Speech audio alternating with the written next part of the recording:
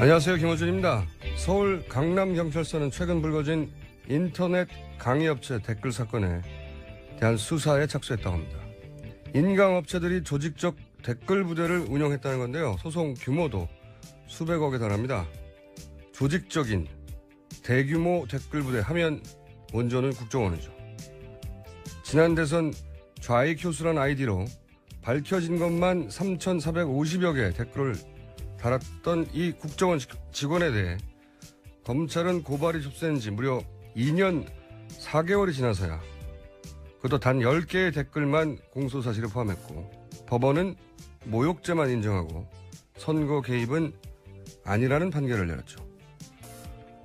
국가 정보기관이 특정 후보를 위해서 대선에 조직적으로 개입하는 헌정유린 사태가 벌어졌는데 겨우 모욕죄로 그리고 집행유예로 사건이 일단락되는 나라였습니다.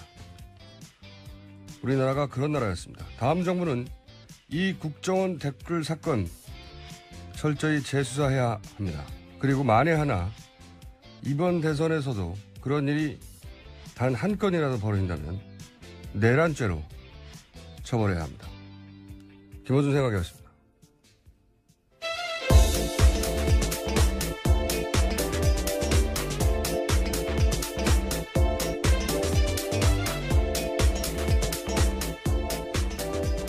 자, 시사인의 김은지입니다. 네, 저희가 지금 실시간으로 방송을 보고 있는데 박근혜 전 대통령이 방금 이 방송 시작하는 시점에 삼성동 자택에 도착을 했어요. 네, 그렇죠. 7시 6분에 귀가했습니다. 집에는 예. 6시 55분 계속 방송 들어오기 전에 봤는데 55분에 검찰 청사를 떠났고요. 이제 막 도착했네요. 예. 관련 뉴스가 많이 쏟아졌죠, 사실. 네, 어제 박근혜 전 대통령 서울중앙지검 들어가면서요. 짧은 메시지 남겼습니다. 두 문장에 모두 29글자에 불과했는데요. 국민 여러분께 송구스럽게 생각합니다. 성실하게 조사에 임하겠습니다. 딱 8초였습니다. 네. 사실은 이제 메시지가 있다 사전에 나와서 이런 헌재 판결에 대한 메시지가 나올 거라고 혹은 뭐 국민들에 대해서 친박 집회에서 3명이 사망했잖아요. 그런 데 대한 메시지라든지 전혀 없고. 네, 적어도 그런 기대를 했던 건데요. 네, 당연히 아무런 게 없었습니다. 사실 그런 기대를 할 수밖에 없었던 게 메시지가 있다고 하니까 이건 메시지가 아니거든요. 이건 그냥 안녕 이런 거와 마찬가지예요. 네, 굉장히 의례적인 이야기죠. 네. 안녕 이런 거랑 마찬가지인데 메시지가 없었던 거고 방금 자택에 들어가면서 뭔가 메시지를 남길까 싶었더니 역시 그냥 네, 경호원들에게 인사만 하고 들어갔습니다. 쭉 들어가셨습니다. 예. 네. 자, 사실상 메시지는 없었다. 나올 때나 들어갈 때나. 근데 조사가 굉장히 신속하게 진행이 됐어요. 보니까 이 정도면. 네, 예상보다는 짧았던 것 같습니다. 네. 혐의가 13가지나 되는데요. 이 정도면은 사실 엄청나게 빠른 거거든요. 이랬다는 얘기는 검찰이 추궁을 하지 않았다는 거예요. 추궁을 하지 않고 관련 혐의에 대해서 사실상 부인 조서, 혐의를 다 부인하는 조서를 작성하는데 충실했다. 저는 그게 나쁘다고 생각하지 않은데 그럼 종합적으로 얘기하기로 하고 여하간 굉장히 빨리 조사가 끝난 것이고 이 정도면. 네, 그런가? 14시간 걸렸습니다. 네, 그리고 나서 이제 조서를 쓰고 나면 확인을 하거든요, 서로. 네. 이렇게 진술한 게 맞는가. 네. 바로 앞에서 물론 받아치긴 하지만, 근데 그게 굉장히 오래 걸렸어요. 네, 그것도 7시간 넘게 걸려서요. 그래서 총 합해서 21시간 20분 정도 네. 걸렸습니다. 7시간 가까이 이 조서를 검토하는 건 굉장히 길게 검토한 건데, 추궁도 없고, 본인이 전면 부인했다는 거 아닙니까? 혐의를. 전면 부인했는데도 이렇게 오래 걸렸다는 건, 첫째, 비문이 많았다. 그랬을 수 있고요. 두 번째는, 아마도 답변하지 말았어야 했을 대목의 진술한 부분을 쳐내거나 조절하는 데 시간이 걸렸을 것이다. 그래서 결국 추가 소환은 없게 되겠네요. 이렇게 되면. 네, 지금 상황으로 봤을 경우에는 그런 것 같습니다. 자, 그리고 여기 대해서 또 변호인단이 이례적인 호평을 했어요. 네, 오늘 자정 12시 50분 정도에요. 기자들한테 손범규 변호사가 문자 메시지 보냈습니다. 그런데 이렇게 이야기했는데요. 진실이 모습을 드러내기 시작한 것을 보았다라는 내용이고요. 심지어 손 변호사는 뉴시스와의 통화에서는 이런 이야기까지 하는데요. 검찰 조사 받으면서 진실이 드러나는 계기가 될 것이라는 생각이 들었다면서요. 검찰은 특검과 다르다라는 생각을 했다면서 검찰은 특검과 다르게 정치적이지도 않고 객관적이고 중립적으로 보려고 한다는 느낌을 받았다. 이렇게 총평했다고 합니다. 검찰 가족에게 박수를 보낸다 뭐 이런 얘기도 하지 않았나요? 네, 그렇죠. 검사님들과 검찰 가족에게 경의를 표한다. 가족이라고 표현했습니다. 이런 건 뭐 전문 용어로 아양이라고 하죠. 아양. 지금 잘 보이고 싶은 건데 그런데 이제 검찰 태도에 대해서 이제 비판하는 언론 기사들도 꽤 나왔어요. 네, 왜냐하면 영상과 음성 기록 없이 조사를 했기 때문인데요. 박 전 대통령 쪽이 동의하지 않았다라는 이유를 검찰이 내세우고 있습니다. 하지만 참고인이 아니고 피의자에게는요, 법적으로 고지만 하면 할 수 있거든요. 그러니까. 그런데 검찰이 그것을 하지 않은 거죠. 거부를 할 수 없는 거죠. 원래 이 사안은. 예, 그 왜냐하면- 의사만 나타낼 수 있는 그렇죠. 겁니다. 통보, 고지만 하면 되는 거지, 안 한다고 해서, 안 할 수 있는 게 아닌데, 본인들이 선택할 수 있는 게 아닌데, 그랬다고 해서 진짜 비판이 좀 있었죠. 근데 저는 전반적으로는 검찰이 이번에는 잘했다고 전략이 좋았다고 생각하는 게, 우선 뭐 어제, 최순실 관련은 모른다고 하고, 직접 개입한 사안은 정상적인 운영이었다고 하고, 이런 기조로 답변을 할 거다. 이건 예상대로였고. 그리고 이제 아프실 예정이라고 이제 뉴스공장이 떠들었기 때문에 그건 취소된 것 같고요. 그런데 아마도 변호인단은, 박근혜 전 대통령 변호인단은 애매한 건 답변하지 말라고 사전에 조언을 했을 거예요. 대부분의 변호사가 그렇게 조언했을 텐데, 저는 몇 가지 이유로 적극적으로 답변을 했다고 봅니다. 무피하지 않고. 그게 몇 가지 이유가 있는데, 첫 번째는 이게 초보 피의자의 전형적인 실수 있어요. 자신의 입장을 잘 이야기하면 검찰이 납득할 거라는 착각을 하거든요. 네. 검찰은 이런 피의자가 땡큐입니다. 술술술 말하기 때문에. 그게 첫 번째 이유인 것 같고, 두 번째는 며칠 전까지만 해도 탄핵이 기각될 거라는 걸 굳게 믿었던, 며칠 전까지 대통령이잖아요.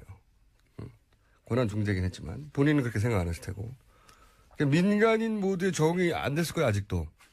네, 검찰도 실제로 수사할 때요, 대통령님이라고 호칭했다고 합니다. 그 호칭도 저는 좋았다고 생각합니다. 왜 그렇게 생각하냐면, 자신의 말이 여전히 상대한테 자신의 어떤 위치, 이런 것, 지위 때문에 그대로 받아들여질 걸, 이때까지 그대로 받아들이는 환경에서만 있잖아요. 반론하지 않는 환경에서만. 그래서 자기가 잘 설명하면 또 상대가 내 말에 넘어갈 거라는 착각도 있었을 것이고. 그리고 박 전 대통령의 개인적인 특징인데, 세 번째로는 왜 그 70년대 구국선교단, 그 시절부터 최태민 씨를 도왔고, 11.6 이후로는 영남대 관련 일도 했고, 그래서 거의 90년대 말까지 20몇 년 동안 박근혜 전 대통령 도왔던 최태민 씨 의부자들, 조순재 씨. 거기 녹취록에 보면 이런 얘기가 나와요. 박근혜 전 대통령은 거짓말을 하고, 뭔가 잘못됐을 때, 그 거짓말 스스로 완전히 믿는다. 이런 특징에 대한 녹취가 나오거든요. 거기에 대해서 굉장히 분개하고 비난하는데, 조순재 씨 녹취록을 보면, 그러니까 이런 특징도 작용했을 거라고 봅니다. 자신이 만들어온 어떤 거짓 세계가 있잖아요. 네네. 그거를 완전히 믿었기 때문에 검찰 조사에서도 스스럼 없이 자기가 만든 거짓을 믿으며 진술하게 되는 그런 특징도 좀 작용했을 것 같아요. 일종의 리플리 증후군 같은 건가요? 그렇게 볼 수 있겠죠. 예, 그건 전문가 영역에 맡기시고요.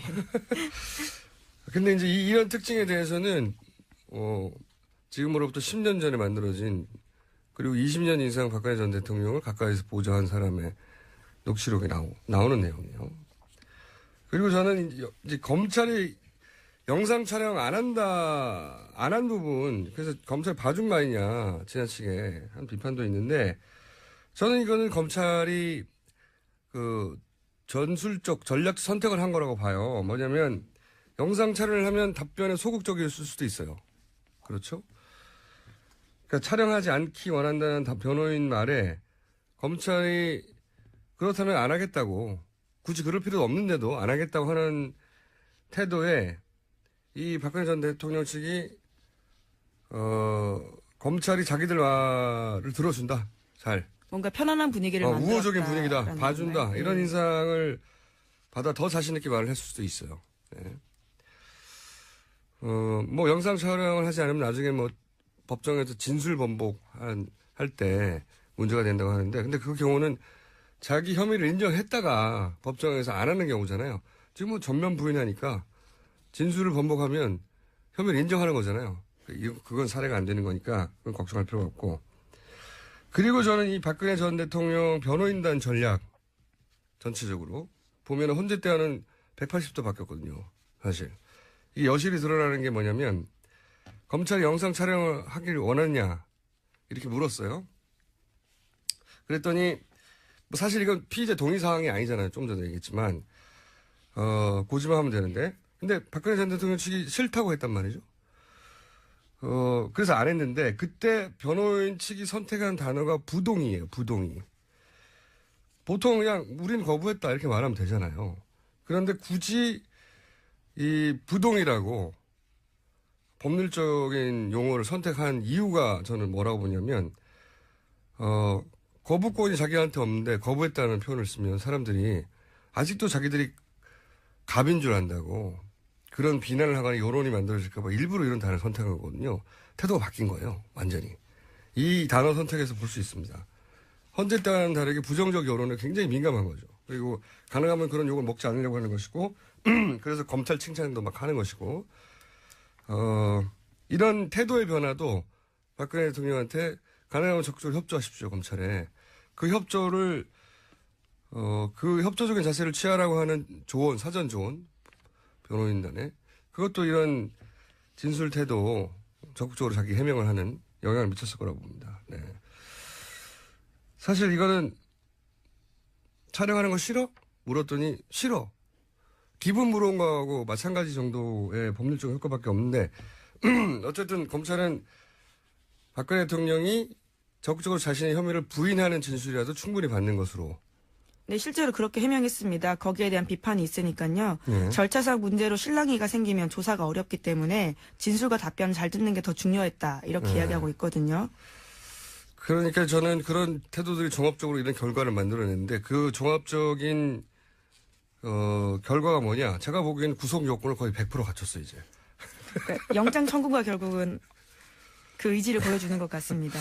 그러니까 이게 저는 이제 변호인단의 그러니까 박근혜 전 대통령 본인의 착각과 변호인단의 오판의 결과라고 보는데 이게 뇌물을 준 사람 이재용 부회장 구속됐잖아요. 뇌물을 받은 사람 이미 구속 요건은 갖췄어요. 근데 거기다가 그런 혐의를 전면적으로 부인했잖아요. 그럼 이거는 일반적인 사건이면 100% 구속이에요. 100%. 다 갖췄어요. 이제 요건을 다. 구속영장을 신청할 100% 요건을 다 갖췄거든요. 왜냐하면 이렇게 명백한데 준 사람도 구속됐는데 본인 받은 사람이 아니라고 하잖아요. 전면적으로 부인하잖아요. 그럼 증거인멸의 우려가 있다고 판단하는 게 당연한 것이고 이렇게 되면 이른 시간 내에 구속영장이 청구될 수도 있다. 아주 이른 시간 내에. 그런 요건을 다 갖췄거든요. 그러니까 검찰이 제가 보기에는 나름의 전략을 선택하고 자잘한 거는 포기하고 요건을 갖추는데 전력한 것이다. 그런 선택을 한 것이고 잘했다고 봅니다. 저는. 여기서 영장 청구를 안 한다면 정치적인 고려 하나밖에 없는 거죠. 만약에 김은지 기자가 이런 요건에 갖춰지잖아요. 뭐 고민할 필요도 없습니다. 그 전에 잡혀갈 것 같은데요. 0.5초 내에 구속영장이 떨어집니다. 이러다 보면. 박근혜 전 대통령이 이제 운이 다한 것 같아요. 제가 보기엔.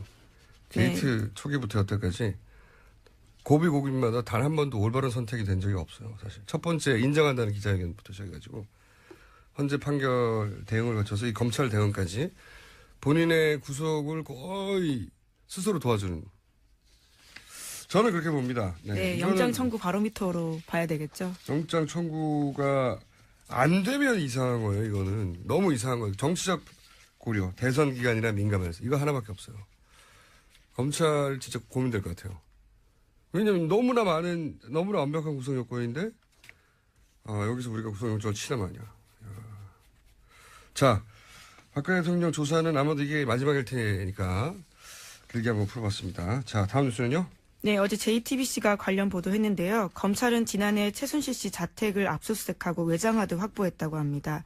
여기서 120여 건 가까운 청와대 문건이 나왔는데요. 관련해서 문건에는 정부의 부동산 정책 등 이 건과 직접적으로 관련 있는 자료가 최순실 씨에게 넘어갔다고 합니다. 특정 지역의 개발 사업 동향이나 국토해양부의 주택정책 계획 등 자세한 내용이 담긴 문건이 통째로 유출됐다라고 합니다.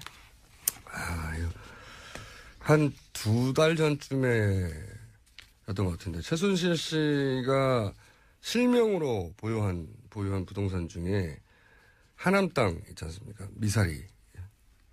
거기에 국토부 장관한테 박근혜 전 대통령이 직접 전화를 해서, 거기는 이제 최순실 씨 땅을 지나가는 그 지점인데, 거기를 체육시설, 무슨 체육시설이죠? 예, 복합생활체육시설 지어보는 게 어떻겠냐라고 제안했다고 합니다. 복합체육시설을 거기다가 지으라고 대통령이 직접 지시를 하죠. 예. 그것도 한밤중에 전화했다라는 장관의 진술이 있습니다. 뭔 부동산 개발을 대통령이 밤 12시에 국토부 장관한테 직접 뭐가 그렇게 급하다고. 제가 보기에는 말이죠. 이게 차명 보유한 땅도 많을 거거든요. 이렇게 국토부의 주택 정책이나 관련 문서가 통째로 다 개발 사업 동향 같은 게 유출됐으면 이걸 보고 가만히 있었을 리가 없잖아요. 차명 땅 보유도, 그러니까 이런 식으로 개발된 거 다 뒤져봐야 된다고 봅니다. 최순실 씨 이권하고 관련된 부동산들 딱 한 건 나왔겠어요? 이렇게 문건들을 다 받아봤으면? 이것만 가지고도요, 최순실 씨가 17억 5천만 원 차익 얻었다고 하는데요. 대통령이 2013년에 전화하고 땅을 2015년에 팔았다고 합니다. 그러니까요. 이게 한 건 나온 건데, 예. 왜냐하면 실명으로 보유한 땅 이렇게 많지는 않거든요. 근데 차명으로 보유한 부동산들이 엄청 많다고 하는 의혹이 있으니까 다 뒤져보면 많이 나올 거라고 봅니다. 이거 최순실 씨 관련 재산이 이 정권 하에서 어떻게 이권과 연결됐었는지 철저히 파헤쳐야 된다. 이 통째로 넘고 통째로. 이 사람들은 정말 이권 동물에 이권 동물. 이권 짐승. 어떻게 이렇게까지 합니까? 최순실 씨 땅에 있다고 그거를 대통령이 전화해가지고 밤에 개발하라고. 그리고 남사서로 이런 짓을 어떻게 하죠? 자, 다음 뉴스는요? 네, 어제 민주당 경선 선거인당 마감했습니다. 총 214만 명이 넘게 들어왔는데요. 2012년에 비해서 2배가 넘는 수치라고 합니다. 그렇군요. 이제 모든 정당들이 본격적인 본경선에 들어가겠죠. 네, 오늘 더불어민주당은 경선 첫 투표를 시작하기도 합니다. 200만 명이면 많이 했군요, 정말. 자, 그러면 제목 정도 하나 읽을 수 있을 것 같습니다. 네, 미국 뉴스인데요. 직함도 없이 백악관에 사무실을 낸 이방카 씨가 지금 논란이 되고 있습니다. 여기 진짜 우리나라하고 비슷해요. 뉴스 읽다 보면 최근에 진짜 비슷한 일이 많이 벌어지고 있어요. 여기서 지금 미국에서 민주당 쪽에서 탄핵한다는 얘기 본격적으로 나오기 시작했거든요. 그렇죠. 네. 그리고 이제 딸 이방카가 백악관에 사무실을 만든다는 거 아닙니까? 그죠? 네, 그러나 이방카 같은 경우에는요, 공식 직함도 없고 월급도 받지 않는다고 합니다. 비슷하죠? 여기는 최소한 보안 손님은 아니고, 가족이기 때문에요. 너무 대놓고. 여기는 이제 경제적 가족이었는데, 여기는 진짜 가족이라서, 대놓고 하긴 하지만, 여기는 그 가족, 정확한 이름은 생각이 안 나는데, 가족을 등용하는데 제한을 두는 법이 있어요. 미국의 친족 등용 금지법이라고요, 있다고 합니다. 나는 정확한 명칭을 모르는데 본인은 알고 그러면 어떡해요. 네. 어쨌든 있어요, 거기. 네. 근데 거기도 걸리고, 직함도 없는데 사무실 내줄 수가 없잖아요. 근데 직함이 없는데 딸이라고 지금 사무실을 공식적으로 내주고. 이런 역사가 없거든요, 미국에. 야, 여기 뭔가 큰 사단 납니다, 이제. 제가 보기에는. 자, 오늘 여기까지 하겠습니다. 지금까지 시사인의 김은지였습니다. 감사합니다. 이혜훈의 나라 걱정. 자, 나라 걱정할 겨를이 없어요, 요새. 바른정당의 지지율이 자꾸 떨어지고 있습니다. 이혜훈 의원 나오셨습니다. 자꾸 떨어지는 건 아니에요. 네. 뭐 더 이상 기대만큼 안 떨어질 올라간다는 거죠. 네. 더 이상 떨어질 데가 없을 정도로 떨어진 정도 뭐 아닌가? 자꾸 떨어지는 건 아닙니다. 어쨌든. 지금 정의당하고 겨루고 있잖아요. 자유한국당하고 겨뤄야 되는데. 아, 참나. 우린 자유한국당을 경쟁 상대로 보지 않아요. 경쟁 상대로 볼 수가 없죠. 격차가 너무 벌어져가지고. 원래 출발할 때는 높았는데, 훨씬. 네. 자, 오늘은 이제 전반적으로 그런 얘기 한번 짚어볼 텐데, 그 전에 박근혜 전 대통령이 이제 마침 대략 15분 전에. 네. 예. 15분 아니, 전에. 뭔 조서를 읽어보는데 그렇게 오래 걸리신 거예요? 비문도 좀 많았겠죠, 아무래도. 난독증이 많으신가? 그리고 아마 이제 답변하는 과정에서 답변하지 말아야 될 걸 답변했다거나 뭐 이런 것도 있었겠죠. 5시간, 7시간 가까이 걸렸다니까. 그거 저 정말 놀라웠어요. 네. 조사 받는 시간에 거의 반만큼이나 그렇죠. 조서를 받다 보면은 네. 사실 쓸데없다기보다는 조서에 담기지 않는 내용들이 워낙 많기 때문에 한 3-4시간 조서를 받으면은 거의 뭐 한두 장 정도의 조서를 쓴다 이렇게 돼 있잖아요. 네. 그럼 한두 장 정도의 조서를 쓴다면은 14시간 받았으면 조서 기껏 해봐야 10장 정도 됐을 것 같은데 그거 읽는데 6시간이 넘게 걸렸다는 게 도무지 이해가 안 돼요. 많은 질문에 다 일일이 답변을 하셨겠죠. 일일이. 예. 어쨌든 저도 굉장히 긴 시간 동안 뭐 서로 합의를 해야 되니까요. 그래야 날을 하니까 변호사들이 오랜 시간 검토를 했겠죠. 아마도. 그런데 지금 이미 박근혜 전 대통령한테 뇌물을 줬다고 하는 이재용 부회장이 구속됐잖아요. 그럼 뇌물을 받은 사람은 이건 거의 완전히 구속인데. 게다가 혐의도 다 부인했으니까. 통상적으로 보면 그렇죠. 네, 통상적으로. 네. 어떻게 법리로 될까요? 보면 그런데. 근데 모르겠어요. 검찰이 저는 좀 여러 가지 이상해요. 이번 검찰 보면은. 아니 영상 녹화는 왜 안 하는 거예요? 그리고 왜 본인한테 물어보는 거예요? 아니 이제부터 검찰에 수사받으러 가는 모든 피의자한테 영상 녹화해도 되시겠습니까? 동의하십니까? 물어보고 동의 안 한다 물어보죠. 그러면 아니 동의 안 한다 그러면 이제 안 하겠네요? 그러니까요. 안 물어보죠. 아니 원래 법적으로 그건 동의 구할 필요가 없게 돼 있고 네, 그냥 영상 녹화 영상 한다. 녹화는 한다고 고지의 의무만 있는 거지 그러니까요. 동의를 받을 의무가 없는데 난 정말 기가 막혀요. 이렇게 피의자를 네. 여왕마마 대접하는 검찰 처음 봤어요. 그리고 막 침대까지 옆에 갖다 냈다면서요. 응급침대. 왜냐하면 아니, 왜 응급침대가- 아프실 예정일 수도 있으니까. 죄송하지만 주변에 병원 셌거든요. 셌다. 지난주에 뭐였죠? 히트를 하나 이빠이. 치신 게 이빠이. 아 셌다는 일본말 아닐걸요? 일본말은 아니죠. 예. 예. 사투리라 그렇지. 사투리일 것 같긴 예, 합니다. 예. 예. 많다는 뜻이죠. 예. 고양이 고향이 죄송합니다. 예. 여러 군데가 고향이에요. 난데를 드려야 되면 부산이고요. 우리 고향의 기준이 여러 가지잖아요. 그렇죠. 잘한 출생은 데를- 부산에서 잘한 데를 고장이라고 얘기하면 마산이고요. 마산. 또 이제 부친의 고향을 얘기를 하라 그러면 네, 원적지, 충북 제천이고요. 보통 충북. 그렇군요. 어쨌든 그래서 경상도 사투리로 사투리가 죄송합니다. 가끔씩 튀어나오군요. 경상도에서는 이빠이 많이 쓰죠. 네, 이빨 맛있어요. 자, 이빠이에 대해서는 지난주에 저희가 충분히 네, 설명을 했고요. 경고를 먹었습니다.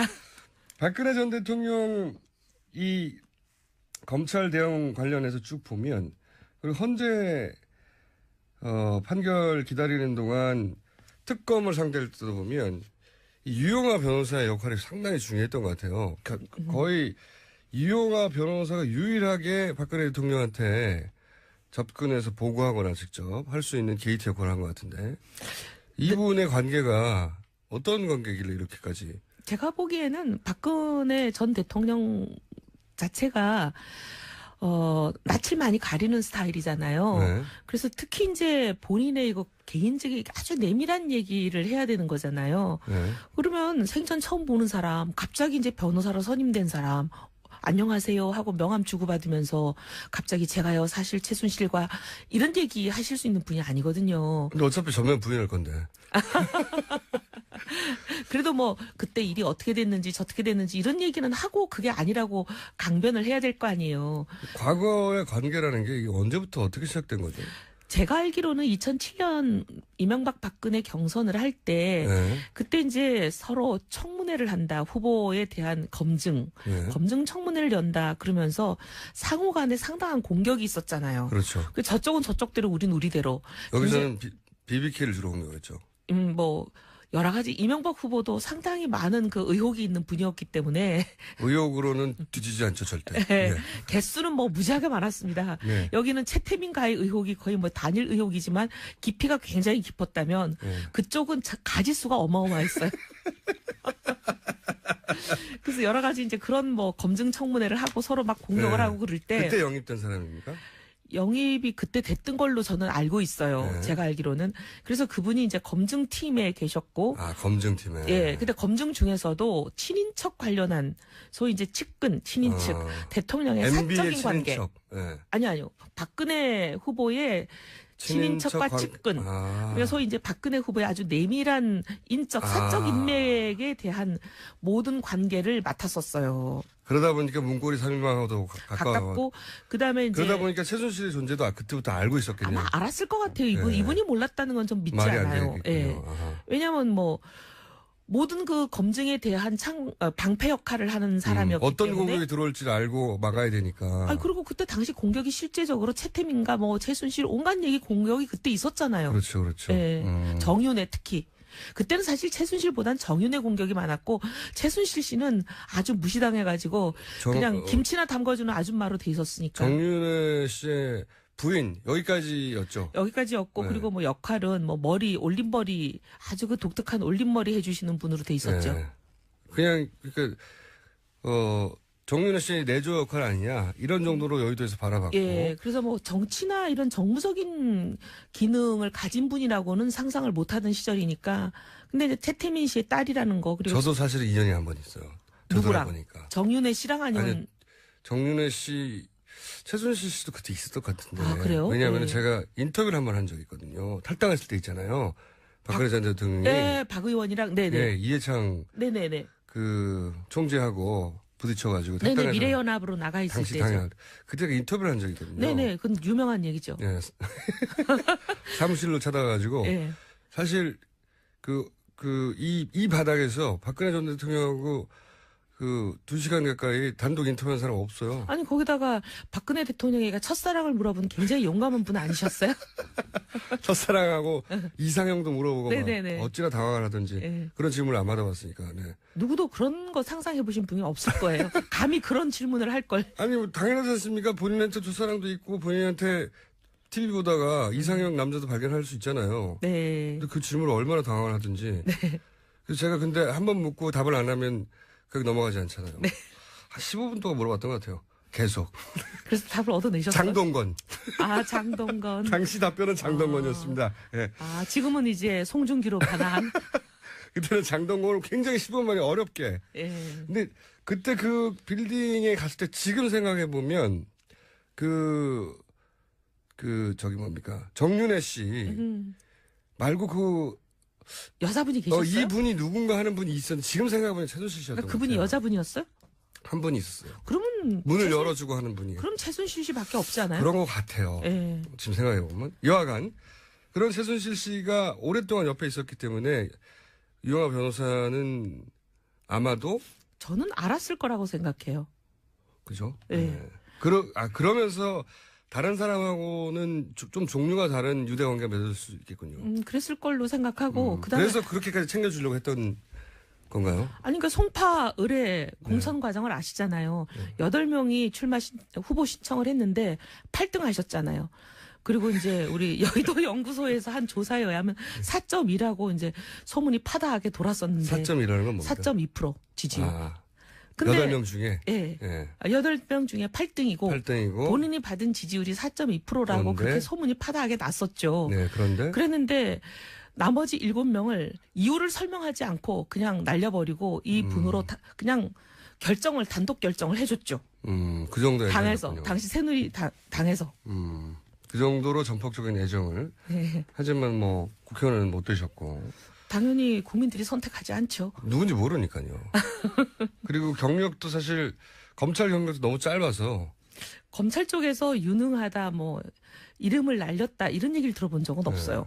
사실은 경력으로는 굉장히 부장검사도 한 번 안 지냈기 때문에 네. 검찰 경력도 굉장히 짧아요. 검찰이 누군지 몰라요. 검찰 너무 짧게 쪽에서도 있어서. 유영아가 누구지 이런 전화 많이 받았어요. 최근에 네. 이렇게 나가고 나서. 그런데 이제 그렇게 그 친인척 가족 관계를 그 디펜스하는 역할로 시작했기 때문에 내밀한 관계도 좀 알았고 그 이후에 계속해서 공소를 주려고도 했고 그런 특수한 관계가 있었기 때문에 이번에도 이렇게 되면 사실상 문고리 3인방도 없고 김미춘 비서실장도 없으니 이분이 거의 그 역할을 어떻게 보면 신종 문고리죠. 문고리 예. 아니 문고리 1인방으로 변한 거죠. 네. 근데 늘 이 박 전 대통령은 보면 입버릇처럼 하시는 말씀이 있어요. 사람을 고르는 기준에 대해서. 나는 능력 보지 않는다. 내가 중요한 거는 딱 하나밖에 안 본다. 그 사람을 믿을 수 있냐 없냐. 그것만이 의리. 중요하다. 아니 의리라기보다는 내가 그 사람을 믿을 수 있냐 이 얘기는 저는 처음엔 그래서 신의를 얘기하시는 줄 그러니까 알았어요. 그런 거 아니에요? 그렇게 생각했죠. 그건 상식적으로 그렇게 네. 다들 생각하죠. 근데 오랜 세월이 지나고 나서 지금 되돌아보면 시키는 대로 하느냐 안 하느냐 그 얘기 같아요. 아 자기한테 자기가 이제 반하지 않고 자기가 시킨 대로 하느냐 안 하느냐 예. 그런 의미였다. 예. 여하간 유영아 변호사가 제가 보기에는 이제 되짚어서 지난 몇 개월간의 전국에서 눈에 잘 띄진 않았지만 초반 예외에는 굉장히 중요한 역할을 해왔을 거라고 보고 그 역할에 대해서 한번 체크해 보는 것도 필요하다. 이 역할에 뭐 한간의 설에 의하면 그 헌재 예. 그다음에 이제 검찰 특검 헌재 거의 모두 다 어떻게 보면 상당히 거부 전략이었잖아요. 예. 출석도 안 하시고 예. 그다음에 조사도 안 받고 그 전략의 핵심이 예, 그다음에 청와대 압수수색도 그냥 아주 그냥 생짜로 거부하시고 이 모든 이 조언이 유영아 작품이라는 소리 제일 많아요. 컨트롤 타워다. 사실 그때 당시 컨트롤 타워 가짜 뉴스나 친박 집회나 네. 모든 종류의 컨트롤 타워가 어딘가에 있을 텐데 이제 그런 의혹을 받을 수도 있는 위치에 있었던 일종의 분이에요. 그런 종류의 작전 뱅크 또는 아이디어 뱅크 아니었나. 하는 의혹들이 여의도에 예. 있군요. 저도 상당히 그렇게 생각해요. 뭐 의혹은 가질 수 있는데 지금으로서는 거기까지고요. 네. 여하간 중요한 역할을 한 거는 틀림없고 네. 이분이 그분이 평소에 스타일이 좀 그런 스타일이거든요. 어떤 그러니까 뭐 밀어붙이고 그냥 이렇게 뭐라 그러니까 잘 사람들과의 관계를 좋게 가져가고 나이스하게 갖고 가고 협조해주고 룰을 지키고 이런 스타일보다는 그냥 내가 원하는 대로 그냥 무시해버리고 거부해버리고 좀 이런 스타일이에요. 같이 일해본 결과. 네. 아하. 그러면은 좀 이해가는 측면이 있습니다. 여러 가지로 그죠? 네. 현재 대응이라든가. 네. 그 특검에서 대면 조사를 끝내 거부했잖아요. 네. 특검이 뭔가 일정을 유출했다면서 예. 거부 사유를 들어서. 도대체 이해하기 어려운 사유였죠. 그렇죠. 근데 그때 당시 지금이야 말합니다만은 윤석열 팀장과 당시 특검 내 그리고 유영아 변호사가 1대1 협상을 했다고 해요. 그러니까 뭐 네. 그런 한간의 소문들이 상당히 뭐라 그러니까 절대 그럴 리가 없다 이렇게 생각되기보다는 상당히 그럴 듯한데 이렇게 되는 거죠. 1대1로 협상을 했고 1대1로 합의를 이끌어냈는데 그래서 어디 빠져나갈 구멍도 없는데 갑자기 일정이 빠져나갔다고 하고 뒤집었다. 그러면서 이제 이 1대1로 협상에 나도 유영아 변호사가 거꾸로 그거를 유출한 거 아니냐. 유영아 변호사가 유출됐다고 화낸 분이에요. 항의한 분이에요. 근데 거꾸로 그분이 유출한 거 아니냐. 이런 이야기도 특검 쪽에서는 합니다. 네, 별로 보완이 되는 분은 아니었어요. 보완이 되는 분. 과거의 사례를 보면 진정한 엑스맨이 아닌가 싶어요, 저는. 자, 결과적으로는, 박근혜 전 대통령에 대한 이야기는 이제 여기까지만 하고요. 네. 이거 박근혜 전 대통령을 걱정할 때가 아니에요. 이건 검찰에 맡기고요. 지금 바른정당. 바른정당을 걱정해야 합니다. 아이, 감사합니다. 박근혜 전 대통령보다 저희를 걱정해 주셔서. 박근혜 전 대통령 앞에는 이제 여러 가지 절차들이 정해져 있고. 네. 그렇죠? 재판 받아야 되는데, 바른정당은 지금 어디로 가야 할지 모르겠어요. 제가 보기에. 어디로 갑니까? 지금, 일단 경선 시작했잖아요. 두 분이. 네. 두 분이 단둘이 앉아서 하더라고요. 오붓하게. 얼마나 재밌는지 몰라요. 좀 봐주세요. 아니 근데 저도 봤는데 재밌어요. 네. 사실. 왜냐면 솔직히 4명, 5명 나와서 막 혼잡스러운 것보다 네. 그리고 이제 그렇게 되면 주제가 이게 통일이 안 되고 막 말이 일로 갔다 절로 갔다 막 주제가 중구난방으로 튀잖아요. 두 분이 게다가 말주변도 있는 아, 거기다 사람들이라 컨텐츠가 빵빵하죠. 재밌어요. 죄송하지만 이런 말 하면 좀 제가 그렇지만 어쨌든 지금 나와 있는 어떤 주자들보다 제대로 된 식견과 능력과 자질을 갖춘 분들이에요. 바른정당 입장에서 그렇게 얘기해야 되겠죠. 재밌는데 아무도 안 봐요. 그러니까 좀 봐주세요. 저는 챙겨서 보거든요. 예, 정말 재밌어요. 근데 오 재밌다. 네. 아, 그리고 저 둘 중에 누가 대통령 돼도 이 나라 정말 맡길만 하다 그런 생각 안 드세요? 그렇게까지 생각 안 들고요. 다만 두 분이 콘텐츠도 괜찮고 네. 말주변도 있고 그리고 토론 어차피 듣는 사람이 없어 그런 건지 아주 뭐랄까요 그 솔직하고 담백하게 토론이 잘 이루어져요. 원래 그런 사람들이에요. 서로 약점도 짚어주고 방어도 잘하고 네. 재미있습니다. 네. 재미있는데 안 봐요. 왜 안 볼까요? 네, 이제 이게 좀 국면이 네. 늘 말씀드리지만 참 저희가 불리한 국면인데 근데 저는 이제 지지율 이런 거보다 더 중요한 건 우리가 옳다고 믿는 길을 가는 거 그게 더 중요하다고 생각합니다. 네, 이렇게 뚜벅뚜벅 가다 보면 국민들이 지금은 너무 충격을 받으셔가지고 이 아직까지 회복이 덜 되신 것 같은데 회복되시면 저희를 봐주실 때가 올 것 같아요. 근데 국민의당이 몇 번 얘기한 적이 있거든요. 그 계기가 예를 들어서 탄핵이 가결되면 뭐 아니면 또는 탄핵이 인용되면 뭐 이런 식의 몇 번의 계기를 통해서 틀림없이 갈 거다. 갈 거다고 했는데 올라가기는커녕 그때마다 떨어지고 이거 어떻게 하면 좋습니까 이거 이유가 뭘까요? 이게 이제 어떻게 보면 초유의 사태다 보니까 이 충격을 회복하시는데 생각보다 많은 시간이 걸리시지 않나 싶어요. 네. 다 좋아요. 다 좋아요. 어떻게 할까요 이제 두 분 중에는 지금 현재 추세로 보면 지금 현재 추세로 보면 유승민 후보가 이 경선에서 이길 확률이 더 높아요, 그죠? 네, 룰을 감안해서 시뮬레이션을 해보면 그렇죠. 합리적인 네. 물론 시뮬레이션. 뭐 남경필 의원 도지사 네, 쪽이 이제 많은 사람들이 이 토론을 보고 남경필 도지사한테 마음을 주고 그래서 역전할 수도 있으나 현재 기준으로 그렇다는 겁니다. 네. 남경필 도지사 관계자분들 섭섭해하지 마시고요. 네. 근데 참 훌륭한 후보예요. 그런데 이제 룰이나 현재 여러 가지 현실이 네, 지지율도 그렇고 이번 경선에서는 상당히 쉽지 않은 상황이죠. 자, 그 결정이 언제 되죠? 28일. 제일 빨리 되네요. 둘인데 뭐 빨리 정해야죠. 제일 빨리 되는데 네. 여기 그 다음에 관심사는 뭐냐면 사람들이 단일화를 하냐 안 하냐. 왜냐하면 유승민 후보 같은 경우는 단일화를 초기부터 지속적으로 주장했죠. 초기부터 사실 그것도 그 덕분에 이제 지금 지지율 고전을 한다고 많이 생각해요, 사람들이. 그렇죠. 저도 여러 번 지적했지만 네. 그럼 어차피 합칠 거야? 다들, 이렇게 예. 어떻게 보면 그게 전술적인 실패예요. 결정적인 원인이었을지도 몰라요. 사실. 네. 근데 이제 우리 또 유승민 후보 아시잖아요. 뭐 고집. 그러니까 저는 유승민 후보를 보면 저도 저희 방송에 한번 나오셔야 되는데 네. 안 나오시나 몰라.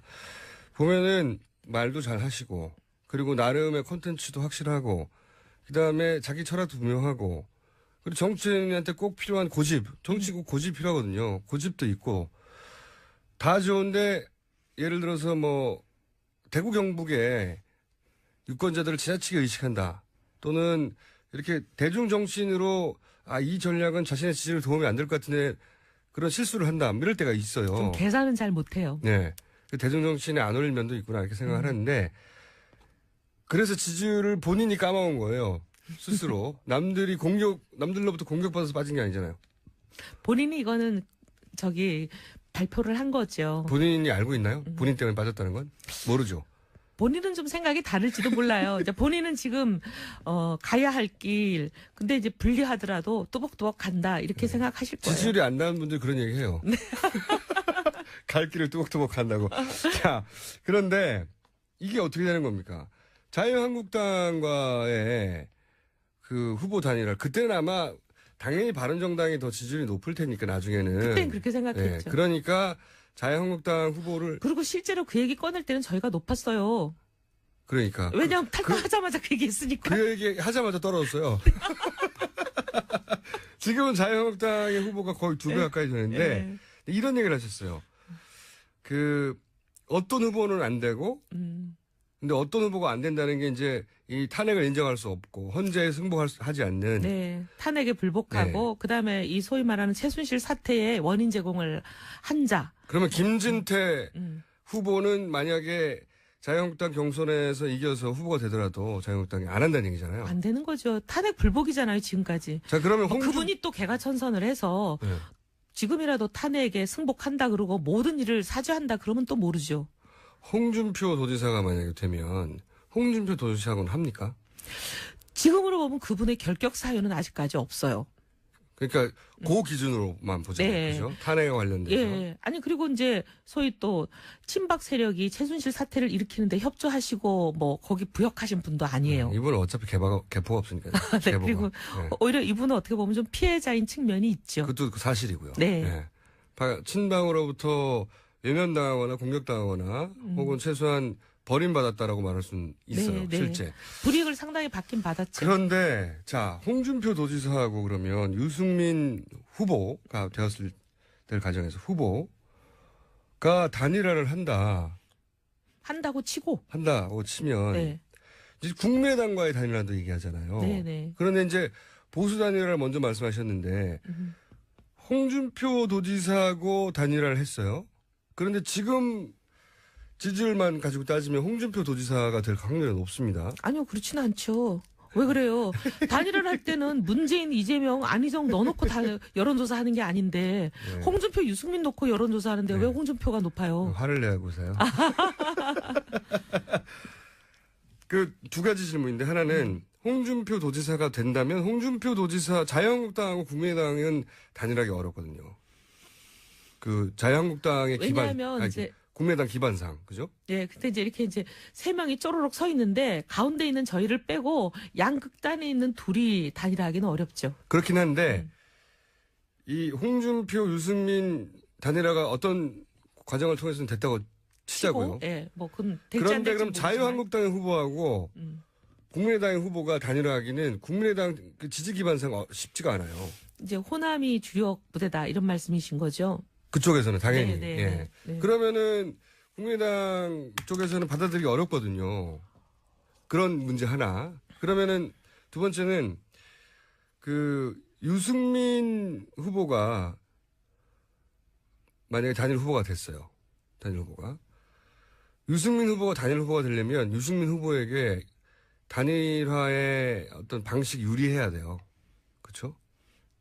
예를 들면 이제 국민의당과 단일화를 성사시키려면 2단계 단일화가 성사가 되려면 그렇죠. 1단계 단일화에서 유승민이 돼야 된다 이 그렇죠. 얘기잖아요. 그렇죠. 근데 그러려면 1단계 또 단위에서 유승민이 되려면 1단계 단일화 방식이 유승민에게 유리해야 유리해야 된다. 된다는 거죠. 근데 뭐 거기 누구에게 유리한 방식으로 단일한다 이런 거는 사실 뭐 정치공학적이라 저희 이 소위 뭐 취향에 맞지 않는 스타일에 맞지 않는 것인데 그럼 홍준표가 되겠네. 아니요 그게 아니라 그게 아니라요. 제 말은 그렇게 합의가 어렵지 않겠냐는 거죠. 현실적으로. 그렇게 따지다 보면 아무것도 될 것도 없어요. 옳은 방향으로 마음이 모아지면 그냥 그걸로 가야지. 누가 유리하고 불리하고 따지면은 그 정치하는 사람으로 기본이 안 된 거죠. 유승민 후보가 불리하더라도 받는다? 아니 불리하더라도 아니 이 홍준표랑 꼭 단일화를 하는 게 목표다 그런 게 아니고요.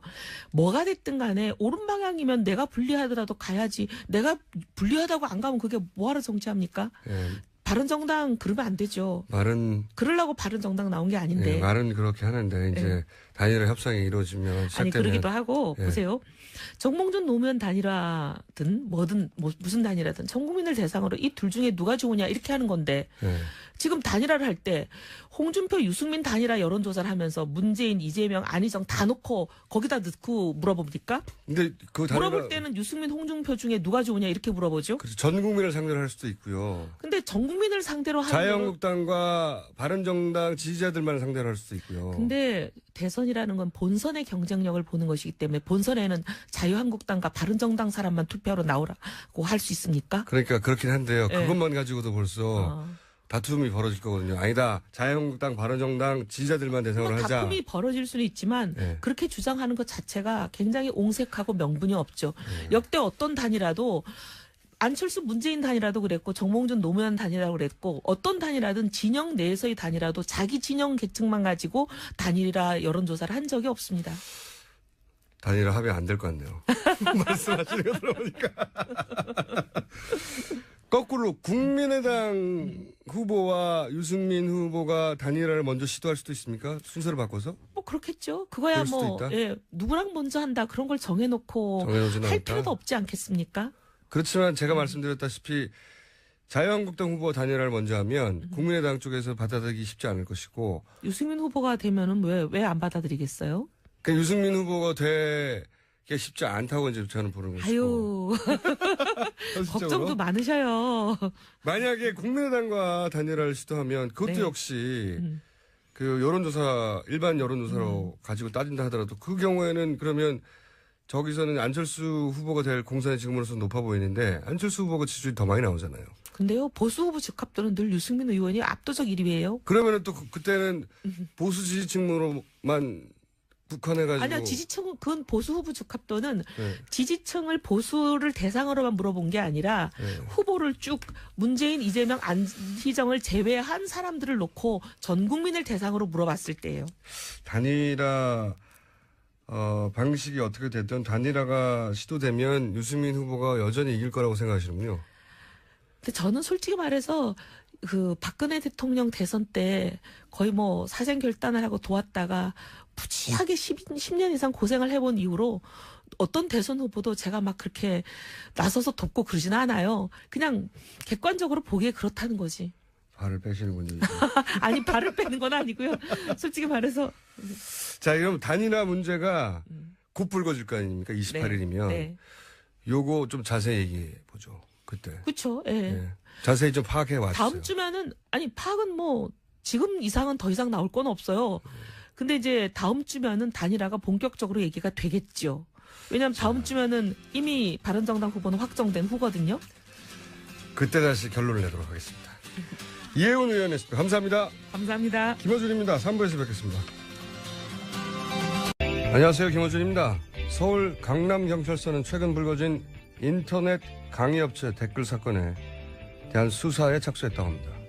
인강업체들이 조직적 댓글 부대를 운영했다는 건데요. 소송 규모도 수백억에 달합니다. 조직적인 대규모 댓글 부대 하면 원조는 국정원이죠. 지난 대선 좌익효수란 아이디로 밝혀진 것만 3,450여 개의 댓글을 달았던 이 국정원 직원에 대해 검찰은 고발이 접수된 지 무려 2년 4개월이 지나서야 그것도 단 10개의 댓글만 공소사실에 포함했고 법원은 모욕죄만 인정하고 선거 개입은 아니라는 판결을 내렸죠. 국가 정보기관이 특정 후보를 위해서 대선에 조직적으로 개입하는 헌정유린 사태가 벌어졌는데 겨우 모욕죄로 그리고 집행유예로 사건이 일단락되는 나라였습니다. 우리나라가 그런 나라였습니다. 다음 정부는 이 국정원 댓글 사건 철저히 재수사해야 합니다. 그리고 만에 하나 이번 대선에서도 그런 일이 단 한 건이라도 벌어진다면 내란죄로 처벌해야 합니다. 김어준 생각이었습니다.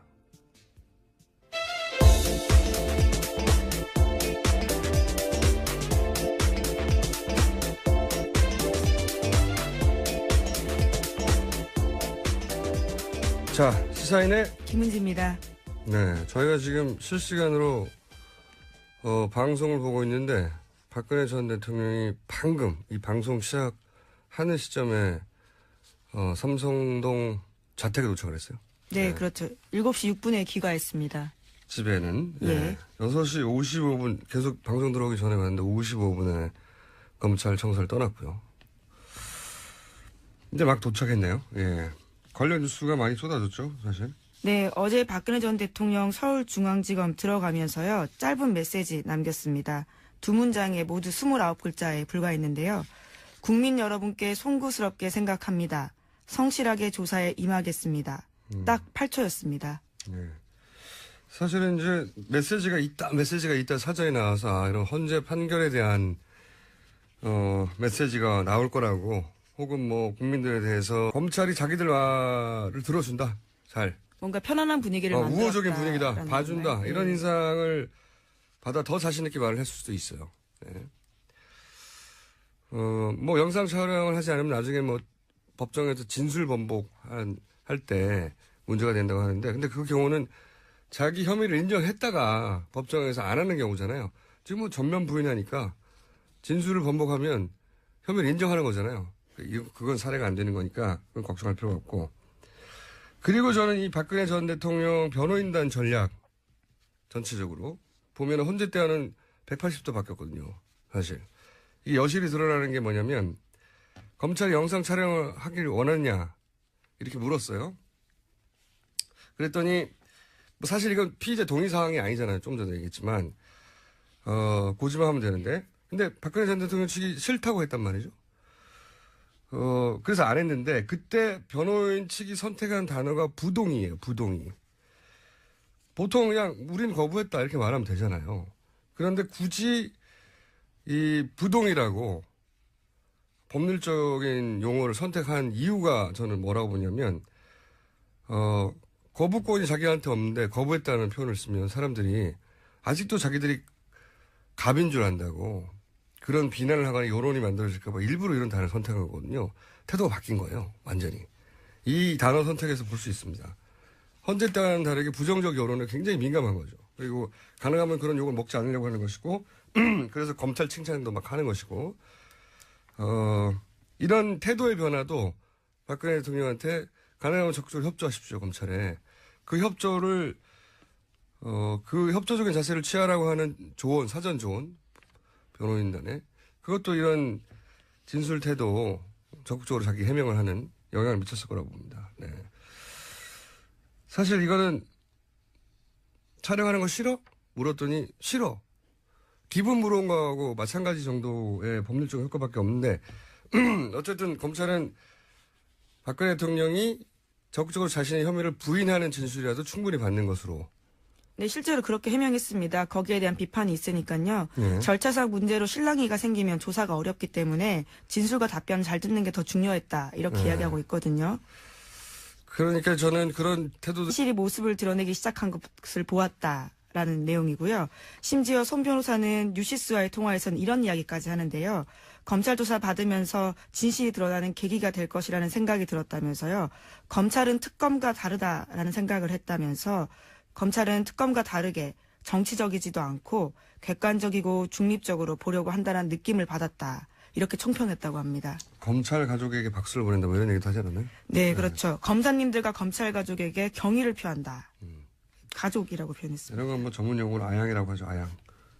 지금 잘 보이고 싶은 건데 그런데 이제 검찰 태도에 대해서 이제 비판하는 언론 기사들도 꽤 나왔어요. 네, 왜냐하면 영상과 음성 기록 없이 조사를 했기 때문인데요.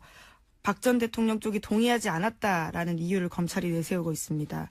하지만 참고인이 아니고 피의자에게는요. 법적으로 고지만 하면 할 수 있거든요. 그러니까. 그런데 검찰이 그것을 하지 않은 거죠. 거부를 할 수 없는 거죠. 원래 이 사안은. 예, 그 왜냐하면- 의사만 나타낼 수 있는 그렇죠. 겁니다. 통보, 고지만 하면 되는 거지 안 한다고 해서 안 할 수 있는 게 아닌데 본인들이 선택할 수 있는 게 아닌데 그랬다고 해서 진짜 비판이 좀 있었죠. 근데 저는 전반적으로는 검찰이 이번에는 잘했다고 생각해요. 전략이 좋았다고 생각하는 게 우선 뭐 어제 최순실 관련은 모른다고 하고 직접 개입한 사안은 정상적인 국정 운영이었다고 하고 이런 기조로 답변을 할 거다. 이건 예상대로였고. 그리고 이제 아프실 예정이라고 이제 뉴스공장이 떠들었기 때문에 그건 취소된 것 같고요.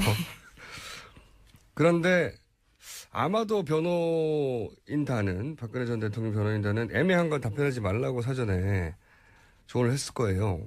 대부분의 변호사가 그렇게 조언했을 텐데 저는 몇 가지 이유로 적극적으로 답변을 했다고 봅니다. 묵비하지 않고. 그게 몇 가지 이유가 있는데 첫 번째는 이게 초보 피의자의 전형적인 실수 있어요. 자신의 입장을 잘 이야기하면 검찰이 납득할 거라는 착각을 하거든요. 네. 검찰은 이런 피의자가 땡큐입니다.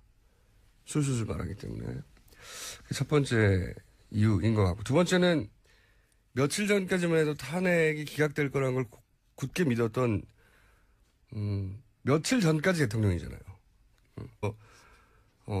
친박 집회에서 3명이 사망했잖아요. 그런 데 대한 메시지라든지. 전혀 없고. 네, 적어도 그런 기대를 했던 건데요. 네, 당연히 아무런 게 없었습니다. 사실 그런 기대를 할 수밖에 없었던 게 메시지가 있다고 하니까.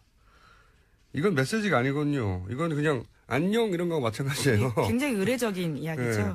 안녕 이런 거랑 마찬가지인데 메시지가 없었던 거고 방금 자택에 들어가면서 뭔가 메시지를 남길까 싶었더니 역시 그냥 네, 경호원들에게 인사만 하고 들어갔습니다. 쭉 들어가셨습니다. 예. 네. 자, 사실상 메시지는 없었다. 나올 때나 들어갈 때나. 근데 조사가 굉장히 신속하게 진행이 됐어요. 보니까 이 정도면. 네, 예상보다는 짧았던 것 같습니다. 네. 혐의가 13가지나 되는데요. 이 정도면은 사실 엄청나게 빠른 거거든요. 이랬다는 얘기는 검찰이 추궁을 하지 않았다는 거예요. 추궁을 하지 않고 관련 혐의에 대해서 사실상 부인 조서, 혐의를 다 부인하는 조서를 작성하는데 충실했다. 저는 그게 나쁘다고 생각하지 않은데 그럼 종합적으로 얘기하기로 하고 여하간 굉장히 빨리 조사가 끝난 것이고 이 정도면. 네, 그런가? 14시간 걸렸습니다. 네. 그리고 나서 이제 조서를 쓰고 나면 확인을 하거든요, 서로. 네. 이렇게 진술한 게 맞는가. 네. 바로 앞에서 물론 받아치긴 하지만, 근데 그게 굉장히 오래 걸렸어요. 네, 그것도 7시간 넘게 걸려서요. 그래서 총 합해서 21시간 20분 정도 네. 걸렸습니다. 7시간 가까이 이 조서를 검토하는 건 굉장히 길게 검토한 건데, 추궁도 없고, 본인이 전면 부인했다는 거 아닙니까? 혐의를. 전면 부인했는데도 이렇게 오래 걸렸다는 건, 첫째, 비문이 많았다. 그랬을 수 있고요. 두 번째는, 아마도 답변하지 말았어야 했을 대목의 진술한 부분을 쳐내거나 조절하는 데 시간이 걸렸을 것이다. 그래서 결국 추가 소환은 없게 되겠네요. 이렇게 되면. 네, 지금 상황으로 봤을 경우에는 그런 것 같습니다. 자, 그리고 여기에 대해서 또 변호인단이 이례적인 호평을 했어요. 네, 오늘 자정 12시 50분 정도에요. 기자들한테 손범규 변호사가 문자 메시지 보냈습니다. 그런데 이렇게 이야기했는데요. 권한 중재긴 했지만 본인은 그렇게 생각 안 했을 테고. 민간인 모두의 적응이 안 됐을 거예요, 아직도. 네, 검찰도 실제로 수사할 때요. 대통령님이라고 호칭했다고 합니다. 그 호칭도 저는 좋았다고 생각합니다. 왜 그렇게 생각하냐면 자신의 말이 여전히 상대한테 자신의 어떤 위치 이런 것 지위 때문에 그대로 받아들여질 걸 이때까지 그대로 받아들이는 환경에서만 있잖아요. 반론하지 않는 환경에서만. 그래서 자기가 잘 설명하면 또 상대가 내 말에 넘어갈 거라는 착각도 있었을 것이고. 그리고 박 전 대통령의 개인적인 특징인데 세 번째로는 왜 그 70년대 구국선교단 그 시절부터 최태민 씨를 도왔고 11.6 이후로는 영남대 관련 일도 했고 그래서 거의 90년대 말까지 20몇 년 동안 박근혜 전 대통령 도왔던 최태민 씨 의붓아들 조순재 씨. 거기 녹취록에 보면 이런 얘기가 나와요. 박근혜 전 대통령은 거짓말을 하고 뭔가 잘못됐을 때 그 거짓말 스스로 완전히 믿는다. 이런 특징에 대한 녹취가 나오거든요. 거기에 대해서 굉장히 분개하고 비난하는데 조순재 씨 녹취록을 보면 그러니까 이런 특징도 작용했을 거라고 봅니다. 자신이 만든 어떤 거짓 세계가 있잖아요. 네네.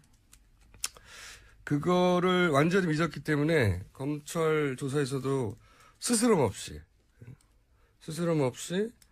자기가 만든 거짓을 믿으며 진술하게 되는 그런 특징도 좀 작용했을 겁니다. 일종의 리플리 증후군 같은 건가요? 그렇게 볼 수 있겠죠. 예, 그건 전문가 영역에 맡기시고요. 근데 이제 이런 특징에 대해서는 지금으로부터 10년 전에 만들어진 그리고 20년 이상 박근혜 전 대통령을 가까이서 보좌한 사람의 녹취록이 나오는 내용이에요.